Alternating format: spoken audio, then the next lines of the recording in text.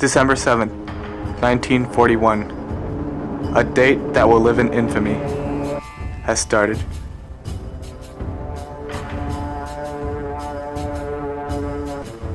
Over 350 Japanese planes were launched 200 miles north of Oahu. Their target, Pearl Harbor.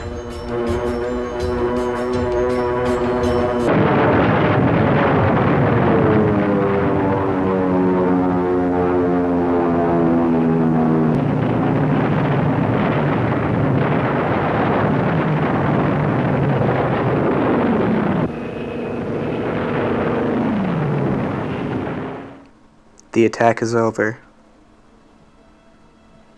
Ships lay in broken pieces across the harbor. 21 ships were sunk or damaged. Luckily, our carriers weren't there.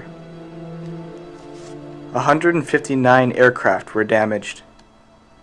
188 were destroyed. The Americans suffered 2,500 casualties. The Japanese, however, lost a surprisingly low 29 planes. Just that morning, a Japanese midget submarine was spotted and destroyed at the opening of Pearl Harbor. It was specially designed to sneak in and spy in shallow waters. The next day, America declared war. Enlisted men by the thousands came to fight back.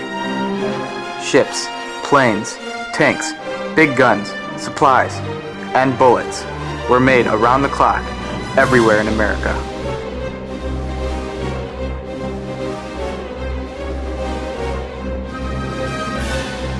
The Japanese had awoken the sleeping giant.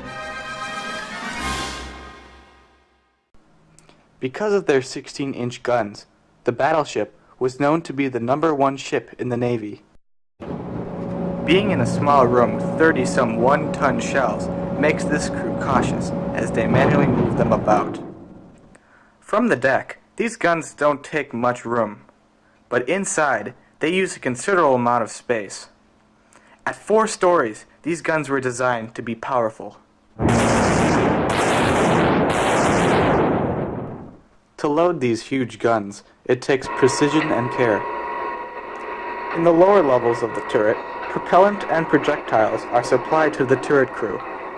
In each massive turret, 3 separate crews load each gun in their own compartments. The extreme noise of the gun compartments means that a crew must use a set of carefully studied hand signals to coordinate their actions. On their signal, the 1-ton projectile is loaded. Then it is followed by a procession of silk-lined propellant bags. The usual load is 6 bags, some 650 pounds of propellant to launch the enormous projectile. These bags of propellant are then carefully pushed into the gun's massive breech by a mechanical rammer. Only after the bag charges are securely loaded inside the gun chamber can the breech be closed. The extreme care exercised by the gun crew is due to the potential hazards of handling so much explosive propellant in so confining of space. The sailors carefully check at each stage of the operation to be sure that the bag charges are properly seated in the chamber. The rammer is withdrawn, the breech closed, the gun is ready to fire.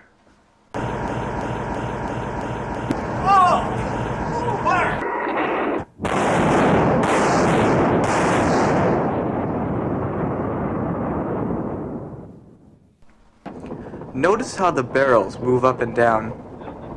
This is part of the ship's new technology. Its fire control system uses gyroscopes to help determine every movement of the ship in relation to the target and feed the data to a mechanical fire control computer. This was used to help the gun's accuracy in rough waters. Yet in World War II, the battleship was quickly pushed to second place as the aircraft carrier became essential to the survival of the Pacific. The Japanese planned to take the lightly defended Midway Islands easily. But what the Japanese didn't plan on was us decoding their message. 3 carriers and other ships sailed to Midway for the defense. It's true that the battleship can fire from 25 to 30 miles away, but the aircraft carrier could launch from 200 miles away and be more effective. Many SBD Dauntless dive bombers helped the U.S. to crush the enemy. Anti-aircraft guns, like this one, were installed on most ships. As the Japanese came, the battle started. Half of all Japanese aircraft shot down between October 1st, 1944 and February 1st, 1945 were by Bofors and Mark 51s.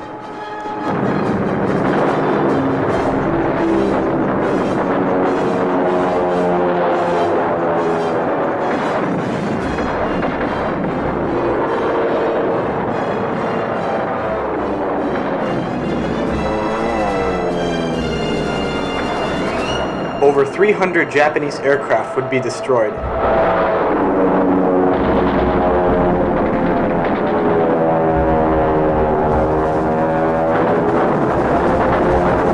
The 40mm Bofors, firing at 160 RPM per barrel, made a deadly statement.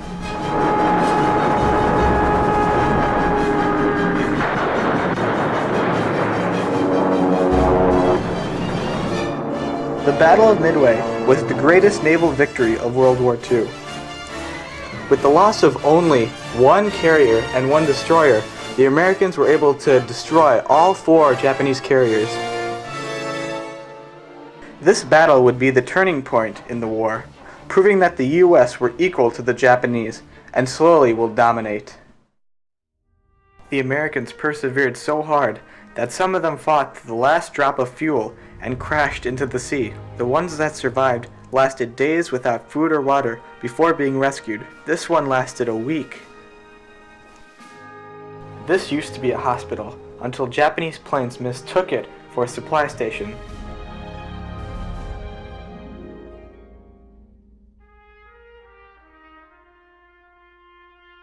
Nobody knows how many were inside.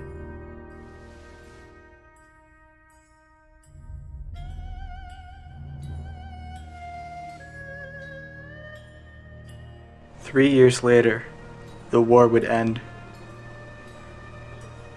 Nearly 300,000 men would be lost. As these men return home, we honor them, not only in Midway, but in every battle, for their bravery and sacrifice in saving countless lives, protecting freedom, and helping America's turning point in the fight for the Pacific.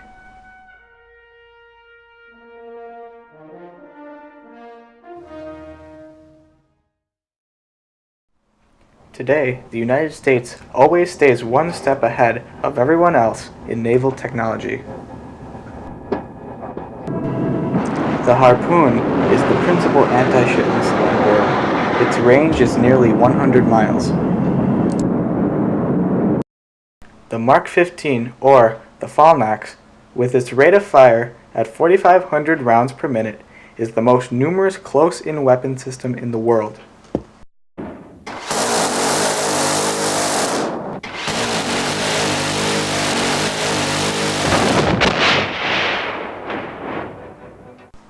Using GPS, the Tomahawk cruise missile is so precise, it was designed to go through a window anywhere in the world.